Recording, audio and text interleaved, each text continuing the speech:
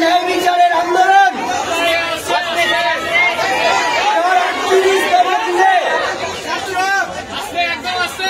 তার 38তম দিনে আজকে আমরা যখন গিয়েছিলাম তখন এখান থেকে বলে গিয়েছিলাম যে আমরা যে আমাদের সদিচ্ছা দেখাচ্ছি যে আমরা একটা আলোচনায় বসতে চাই এবং আমাদের 5 দফা দাবি নিয়ে আলোচনা করার জন্য আমরা যাচ্ছি।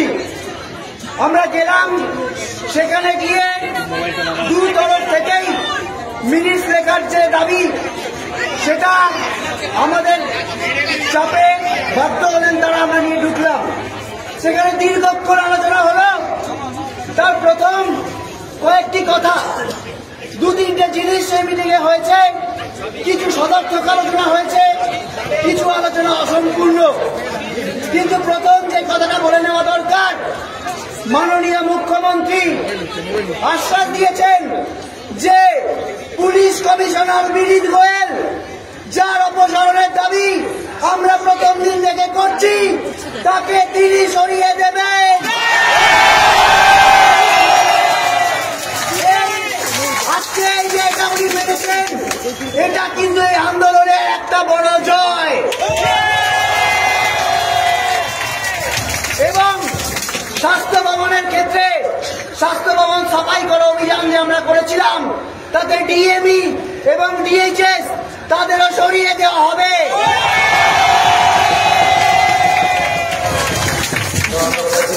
এটাও আন্দোলনের একটা বড় জয়। ডিসি নট, যে ডিসি নট যার বাবা নির্যাতিতা যে বাবা মা তাকে টাকা দিতে চেয়েছিলেন, তাকেও সরিয়ে দেওয়া হবে।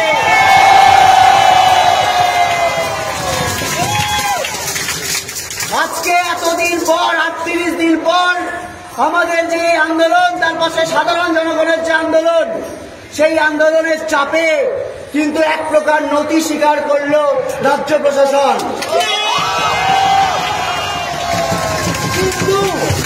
কিন্তু এরপরেও কয়েকটা কথা বলে নেওয়া জরুরি। এই যে স্বাস্থ্য ভবন অভিযানে আমরা এসেছিলাম, এই যে প্রত্যক্ষ এবং পরোক্ষ তথ্য প্রমাণ লোপাটে আমাদের প্রিন্সিপাল হেলথ সেক্রেটারি যে যোগাযোগ এবং এই যে থ্রেট সিন্ডিকেট, এই যে দুষ্ট চক্র, যে দুর্নীতি, তা বিষয়ে একটা আলোচনা হয়েছে বটে, কিন্তু সেই আলোচনার এখনো অবকাশ রয়েছে। সেই আলোচনা আবার ফার্দার হবে বলে জানানো হয়েছে।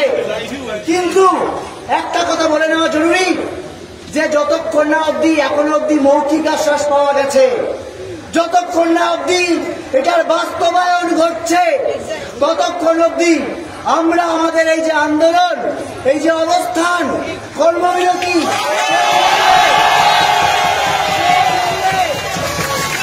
সেই নিয়ে কোনো সিদ্ধান্ত আমরা নেব না। আগে বাস্তবায়ন হবে, আগে কালকে সুপ্রিম কোর্টের শুনানি হবে, তারপর আমরা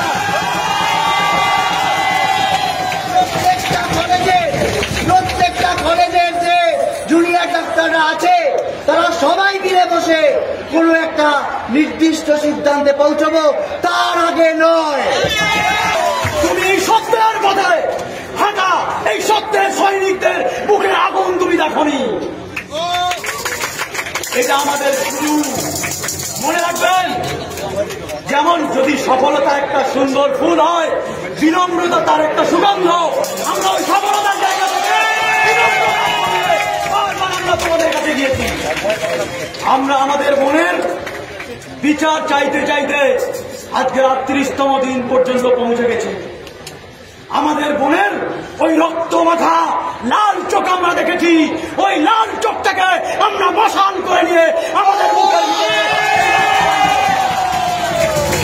সমস্ত খুনি, দম্ভী, অহংকারী, তোমরা হুঁশিয়ার হয়ে যাও। সত্যের এই যে সাহসিকতা, সত্যের এই যে সাহসিকতা, এটা জেগে উঠেছে। মনে রাখবে, আমাদের বোনের বিচার এখনো বাকি আছে। আমরা লড়ছি, আরো লড়বো ততদিন পর্যন্ত। আজকে জয় একটা উইকেট পড়েছে, সিপির রেজিগনেশন। আরো এখনো বাকি আছে আমাদের যুদ্ধ। হেলথ সেক্রেটারিরও আমরা পদত্যাগ চাই।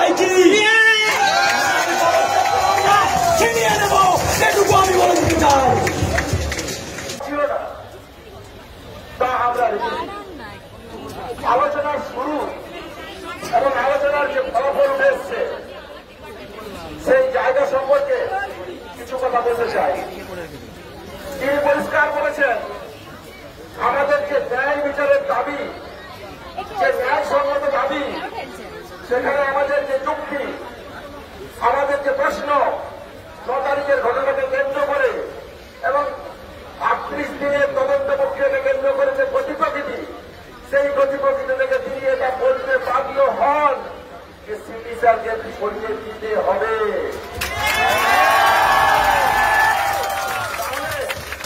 এই জয় সাধারণ মানুষ থেকে শুরু করে ডাক্তারি সমাজ, নার্সিং পড়ুয়া, সিস্টার, প্যারামেডিক্যাল ছাত্রছাত্রী সহ এই সমাজের সমগ্র অংশে আমরা মনে করি তাদের যদি আকুণ্ঠ সমর্থন না থাকতো তাহলে হয়তো আজকে এই জয় আমরা ছিনিয়ে আনতে পারতাম না। তার জন্য সবাইকে ধন্যবাদ। খুব লজ্জাজনক, আমরা যখন তদন্তের গতিপ্রকৃতি সম্পর্কে প্রতিটা পয়েন্ট তুলে ধরি তখন তিনি ডিসি নর্থের প্রসঙ্গে যখন আমরা বলি যে নির্যাতন বাবা মার যে বক্তব্য, যে তথ্য যখন তুলে ধরি, তিনি তার কাছে মাথা নত করতে বাধ্য হন। ডিসি নর্থকে সরিয়ে দেবেন বলে তিনি প্রতিশ্রুতি দিয়েছেন। আজ আমাদের যে স্বাস্থ্য ভবন অভিযানের 5 দিন অতিবাহিত হতে চলেছে। আমরা মনে করেছি, আমরা বলেছি যে এই যে 7 দিন অতিবাহিত হতে চলেছে, আমরা বলেছি যে স্বাস্থ্য ভবন কি পরিমাণ দুর্নীতির জায়গা, দুর্নীতির চক্র, কে এই সন্দীপ ঘোষ, যে কার এই বারবারন্ত, কিসের জন্য, কিসের দাবিতে, সেই জায়গা আমরা রেখেছি। ইনোভেশন রিকনস্ট্রাকশন কার অর্ডারে, কিসের ভিত্তিতে, সেই জায়গা আমরা রেখেছি। ডিএমইডিএসএস স্যারকে তিনি সরিয়ে দেবেন বলছেন। এটাও আন্দোলনের যেমন একটা সময় হিসেবে আমরা দেখি, ঠিক সেরকম আমরা প্যারালাল সাথে সাথে প্রশ্ন করেছি কেন প্রিন্সিপাল সেক্রেটারি নয়, তার এই ইনোভেশন রিকনস্ট্রাকশনে কার সাইন ছিল, তিনি কি, কেন তিনি এই জায়গা থেকে অপসারিত হবেন না, সেই জায়গাও আমরা খুলে এনেছি। পাশাপাশি তিনি বলেছেন আমাকে এই জন্য একটু সময় দিতে হবে। তিনি সময় পেলে তিনি বলেছেন আমার উপর ভরসা রাখো। আমরা বলেছি আমাদের দাবি অত্যন্ত ন্যায়সঙ্গত এবং যুক্তিসঙ্গত, আপনাকে এই ব্যাপারে বিবেচনা করে দেখতেই হবে।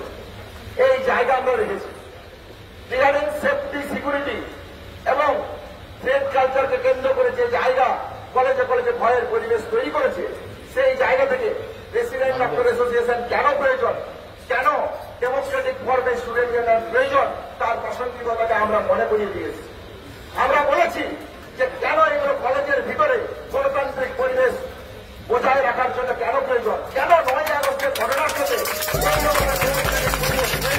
তার প্রাসঙ্গিকতা আমরা তাদেরকে মনে করিয়ে দিয়েছি। ইরাকে টাস্ক ফোর্স গঠন করতে দিয়েছেন।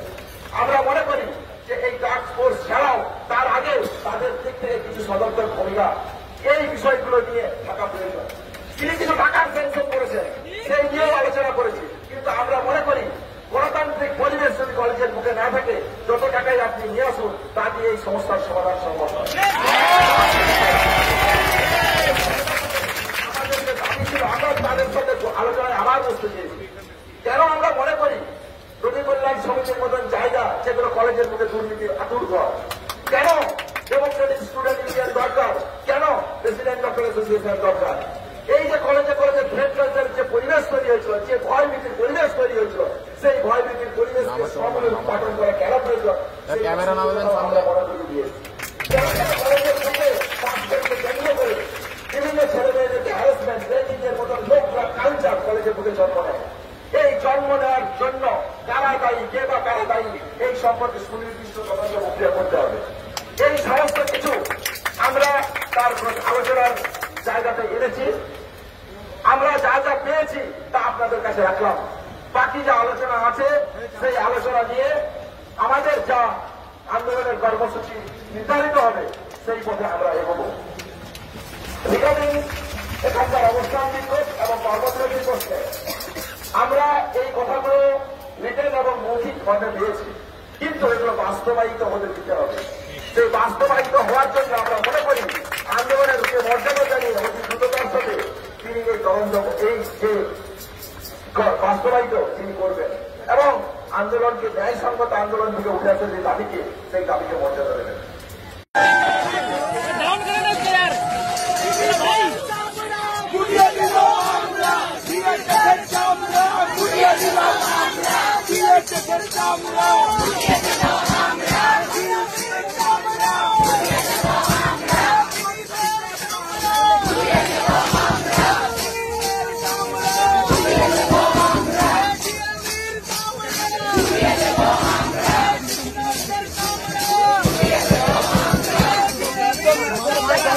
দিনে এসে মাননীয় মুখ্যমন্ত্রীর মনে হয়েছে আমাদের সাথে আলোচনা করা যেতে পারে। আমরা বারবার বলেছি আমাদের লড়াই মহামান্য সুপ্রিম কোর্টে যেমন আছে, যেমন চলছে ন্যায় বিচারের দাবিতে, ঠিক সেই রকম রাজ্য প্রশাসনের কাছেও আমাদের কিছু সুনির্দিষ্ট দাবি দেওয়া ছিল। আমরা মনে করি এই সুনির্দিষ্ট দাবি দেওয়ার জন্য আমরা বারবার বলেছি আমাদের দিক থেকে আমরা আলোচনায় বসতে চাই। আমাদের সদিচ্ছার যে কোনো অভাব ছিল না, তা আমরা রেখেছি। আলোচনার শুরু এবং আলোচনার যে ফলাফল উঠে এসছে সেই জায়গা সম্পর্কে কিছু কথা বলতে চাই। তিনি পরিষ্কার বলেছেন আমাদের যে ন্যায় বিচারের দাবি, যে ন্যায়সঙ্গত দাবি, সেখানে আমাদের যে যুক্তি, আমাদের যে প্রশ্ন 9 তারিখের ঘটনাকে কেন্দ্র করে এবং 38 দিনের তদন্ত প্রক্রিয়াকে কেন্দ্র করে যে গতি প্রকৃতি, সেই গতি প্রকৃতি থেকে তিনি এটা বলতে বাধ্য হন যে সিপি স্যারকে সরিয়ে দিতে হবে। তাহলে এই জয় সাধারণ মানুষ থেকে শুরু করে ডাক্তারি সমাজ, নার্সিং পড়ুয়া, সিস্টার, প্যারামেডিক্যাল ছাত্রছাত্রী সহ এই সমাজের সমগ্র অংশে আমরা মনে করি তাদের যদি আকুণ্ঠ সমর্থন না থাকতো তাহলে হয়তো আজকে এই জয় আমরা ছিনিয়ে আনতে পারতাম না। তার জন্য সবাইকে ধন্যবাদ। খুব লজ্জাজনক, আমরা যখন তদন্তের গতি প্রকৃতি সম্পর্কে প্রতিটা পয়েন্ট তুলে ধরি, তখন তিনি ডিসি নর্থের প্রসঙ্গে যখন আমরা বলি যে নির্যাতন বাবা মার যে বক্তব্য, যে তথ্য যখন তুলে ধরি, তিনি তার কাছে মাথা নত করতে বাধ্য হন। সেই জায়গা থেকে ডিসি নর্থকে সরিয়ে দেবেন বলে তিনি প্রতিশ্রুতি দিয়েছিলেন। আজ আমাদের যে স্বাস্থ্য ভবন অভিযানের 5 দিন অতিবাহিত হতে চলেছে, আমরা মনে করেছি, আমরা বলেছি যে এই যে 7 দিন অতিবাহিত হতে চলেছে, আমরা বলেছি যে স্বাস্থ্য ভবন কি পরিমাণ দুর্নীতির জায়গা, দুর্নীতির চক্র। কে এই সঞ্জীব ঘোষ, যে কার এই বাড়বাড়ন্ত, কিসের জন্য, কিসের দাবিতে, সেই জায়গা আমরা দেখেছি। রিনোভেশন, রিকনস্ট্রাকশন কার অর্ডারে, কিসের ভিত্তিতে, সেই জায়গাও আমরা দেখেছি। ডিএমই, ডিএসএইচ স্যারকে তিনি সরিয়ে দেবেন বলেছেন। এটাও আন্দোলনের যেমন একটা জয় হিসেবে আমরা দেখি, ঠিক সেরকম আমরা প্যারালাল সাথে সাথে প্রশ্ন তুলেছি কেন প্রিন্সিপাল সেক্রেটারি নয়, তার ওই রিনোভেশন, রিকনস্ট্রাকশনে কার সাইন ছিল, তিনি কি, কেন তিনি এই জায়গা থেকে অপসারিত হবেন না, সেই জায়গাও আমরা তুলে এনেছি। পাশাপাশি তিনি বলেছেন আমাকে এই জন্য একটু সময় দিতে হবে। তিনি সময় পেলে তিনি বলেছেন আমার উপর ভরসা রাখো। আমরা বলেছি আমাদের দাবি অত্যন্ত ন্যায়সঙ্গত এবং যুক্তিসঙ্গত, আপনাকে এই ব্যাপারে বিবেচনা করে দেখতেই হবে। এই জায়গা আমরা রেখেছি। রিগার্ডিং সেফটি, সিকিউরিটি এবং ফেড কালচারকে কেন্দ্র করে যে জায়গা কলেজে কলেজে ভয়ের পরিবেশ তৈরি করেছে, সেই জায়গা থেকে রেসিডেন্ট ডক্টর অ্যাসোসিয়েশন কেন প্রয়োজন, কেন ডেমোক্রেটিক ফর্মে স্টুডেন্ট ইউনিয়ন প্রয়োজন, তার প্রাসঙ্গিকতাকে আমরা মনে করিয়ে দিয়েছি। আমরা বলেছি যে কেন এগুলো কলেজের ভিতরে গণতান্ত্রিক পরিবেশ বজায় রাখার জন্য কেন প্রয়োজন, কেন 9ই আগস্টের ঘটনার সাথে এই রকমের ডেমোক্রেটিক পরিবেশ প্রয়োজন, তার প্রাসঙ্গিকতা আমরা তাদেরকে মনে করিয়ে দিয়েছি। তিনি একটা টাস্ক ফোর্স গঠন করতে চেয়েছেন। আমরা মনে করি যে এই টাস্ক ফোর্স ছাড়াও তার আগে তাদের দিক থেকে কিছু সদর্থক ভূমিকা এই বিষয়গুলো নিয়ে থাকা প্রয়োজন। তিনি কিছু টাকার স্যাংশন করেছেন, সেই নিয়েও আলোচনা করেছি, কিন্তু আমরা মনে করি গণতান্ত্রিক পরিবেশ যদি কলেজের বুকে না থাকে, যত টাকাই আপনি নিয়ে আসুন তা দিয়ে এই সমস্যার সমাধান সম্ভব নয়। এই জায়গা থেকে আমাদের যে দাবি ছিল আমরা তাদের সাথে আলোচনায় আবার বসতে চেয়েছি। কেন আমরা মনে করি রোগী কল্যাণ সমিতির মতন জায়গা যেগুলো কলেজের মুখে দুর্নীতির আতুর ঘর, কেন ডেমোক্রেটিক স্টুডেন্ট ইউনিয়ন দরকার, কেন প্রেসিডেন্ট ডক্টর অ্যাসোসিয়েশন দরকার, এই যে কলেজে কলেজে থ্রেড কালচারের যে পরিবেশ তৈরি হয়েছিল, যে ভয়ভীতির পরিবেশ তৈরি হয়েছিল, সেই ভয়ভীতির পরিবেশকে সংরক্ষণ করা কেন প্রয়োজন সেই প্রাসঙ্গিকতাও আমরা মনে করিয়ে দিয়েছি। কেন কেন কলেজের মুখে বাস্তবকে কেন্দ্র করে বিভিন্ন ছেলে মেয়েদেরকে হ্যারাসমেন্ট রেগিং এর মতন নোংরা কালচার কলেজের মুখে জন্ম নেয়। এই জন্ম নেওয়ার জন্য কারা দায়ী, কে বা কারা দায়ী, এই সম্পর্কে সুনির্দিষ্ট তদন্ত প্রক্রিয়া করতে হবে। এই সমস্ত কিছু আমরা তার আলোচনার জায়গাতে এনেছি। আমরা যা যা পেয়েছি তা আপনাদের কাছে রাখলাম। বাকি যা আলোচনা আছে সেই আলোচনা নিয়ে আমাদের যা আন্দোলনের কর্মসূচি নির্ধারিত হবে সেই পথে আমরা এগোবো। রিগার্ডিং এখানকার অবস্থান বিক্ষোভ এবং কর্মবিরতির প্রশ্নে আমরা এই কথাগুলো রিটেন এবং মৌখিক ফর্মে পেয়েছি, কিন্তু এগুলো বাস্তবায়িত হতে দিতে হবে। সেই বাস্তবায়িত হওয়ার জন্য আমরা মনে করি আন্দোলনের যে মর্যাদা জানিয়ে অতি দ্রুততার সাথে তিনি এই তদন্ত এই যে বাস্তবায়িত তিনি করবেন এবং আন্দোলনকে ন্যায়সঙ্গত আন্দোলন থেকে উঠে আসা যে দাবিকে সেই দাবিকে মর্যাদা দেবেন।